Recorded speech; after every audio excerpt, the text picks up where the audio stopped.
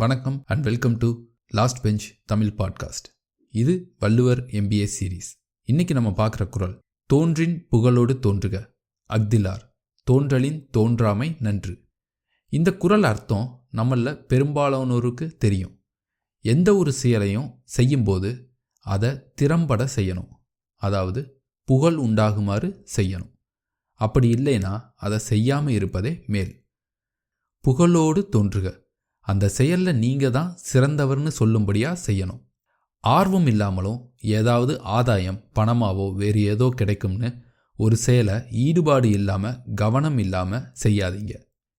இது எல்லா நேரத்துலையும் எல்லா விதமான சின்ன சின்ன செயல்களுக்கும் பொருந்துதோ இல்லையோ, உங்கள் வாழ்க்கையோட குறிக்கோளாக எதை செய்கிறீங்களோ அந்த செயலை கண்டிப்பாக புகழ் உண்டாகுமாறு தான் செய்யணும்.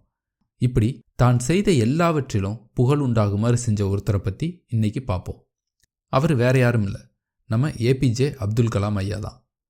ராமேஸ்வரத்தில் ஒரு படகோட்டிக்கு மகனாக பிறக்கிறாரு. பள்ளி பருவத்தில் சராசரியாக தான் படிக்கிறாரு. ஆனால் அப்போவே கடின உழைப்பாளி. புரியாதவற்றை முயற்சி பண்ணி புரிஞ்சு கற்றுக்கிறார்.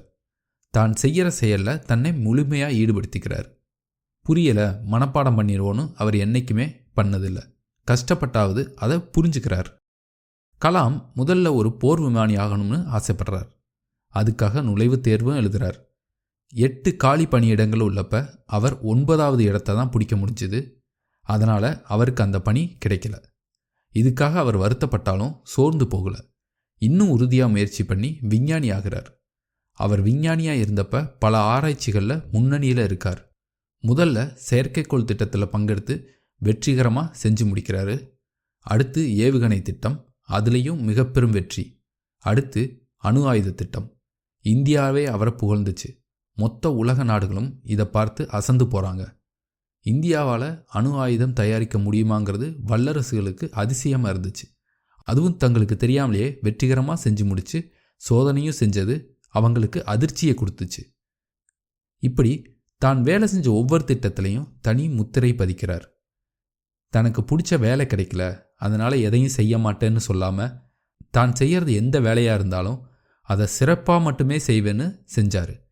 இதைத்தான் வள்ளுவரும் புகழோடு தோன்றுகன்னு சொல்கிறார். விஞ்ஞானியாக மட்டும் இல்லை, இவர் இந்தியாவோட குடியரசுத் தலைவர் ஆன போதும் அந்த பணியை தனக்கே உரிய முறையில் தனித்துவத்தோடு செஞ்சார்.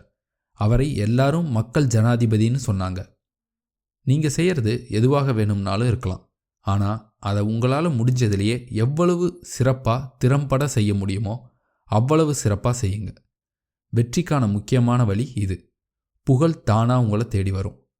அப்படி உங்களுக்கு ஒரு செயலை செய்ய பிடிக்காதப்ப அதை செய்யாமையே இருந்துடுங்க. உங்களுக்கு உண்மையில் எங்கே ஆர்வம் இருக்குது அந்த செயலை நீங்கள் செஞ்சால் போதும். ஒரு வேலைக்கு போய் சம்பளம் வாங்கிட்டு எனக்கு இதில் ஆர்வம் இல்லை, நான் சுமாராக வேலை செய்வேன்னு சொல்லக்கூடாது. தோன்றலின் தோன்றாமை நன்று, புகழ் உண்டாகாதவற்றை செய்தலின் செய்யாமை நன்று. இதைத்தான் வள்ளுவரும் தோன்றின் புகழோடு தோன்றுக அஃதிலார், தோன்றலின் தோன்றாமை நன்றுன்னு சொல்கிறார்.